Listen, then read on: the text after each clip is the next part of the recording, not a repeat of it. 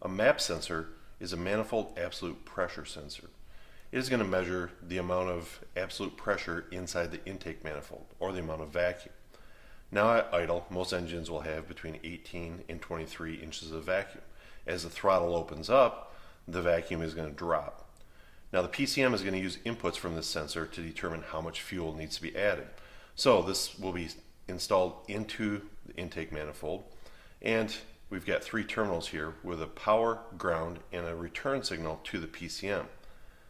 Now, if you're going to replace one of these, make sure that power, ground, and you have a good return signal line to the PCM that's working. Also make sure that there's no vacuum leaks and that there is no restrictions in the passageway here. All good things to remember when replacing your MAP sensor.